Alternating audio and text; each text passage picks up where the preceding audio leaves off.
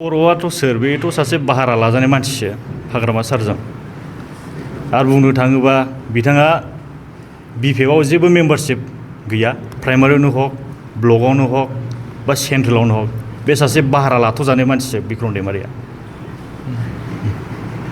दिनैनि समाव आरो मा बुंबावनो लुगैयो नोंथाङा बिक्रम दैमारिखौ मा बुंबावनो बेखौथ' आंसो फेमास खालामनाय बायदि जादों। बिएसइउ आरो बनसनिफ्राय माखासे दैदेनगिरि बा बिबानगिरिफ्रा दिनै इउपिपिएल दोलोआव जयेन जादों। नोंथांमोना प्रमद बर'नि दैदेननाय इउपिपिएल दोलोआव मा नुहुरनानै दिनै जयेन जाखो?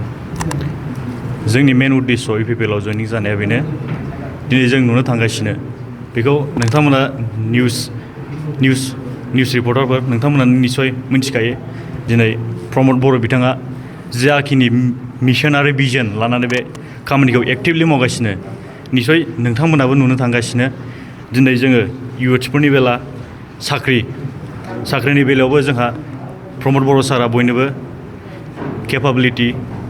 केपाबल पार्सनफोरनो बे साख्रि होनानै दङ आरो फारसेथिं नायोब्ला जाखिनि डिपार्टमेन्ट दं बे डिपार्टमेन्टनि थाखाय मोनफ्रोमबो इच एन्ड एभ्रि डिपार्टमेन्टआव प्रमद बर' बिथां सारा स्किल एन्ड डेभेलपमेन्ट मोनसे प्रग्राम लागासिनो दङ।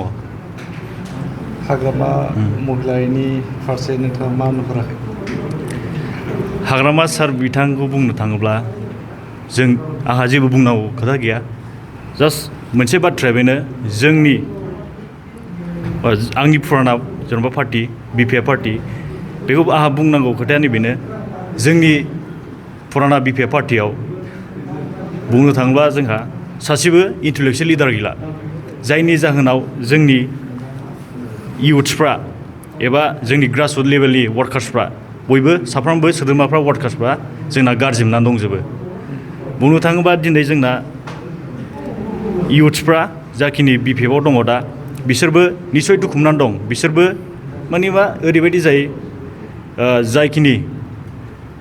जाय बै मोनसे टिमजों थाफानानै बिसोर खामानि मावो बैफोर माने सा सारगाम बिसोरो ग्रासरुट लेभेलखौ नायालासिनो बिसोरो बारहावा बायदि माने गोजौ थांबाय थायो ओमफ्राय ओरै ग्रासरुट लेभेलावदि मा जानानै दं मा जानानै गैया बेखौ बिसोर जेबो लांफानोबो रोङा बा बिसोर नायनोबो रोङा।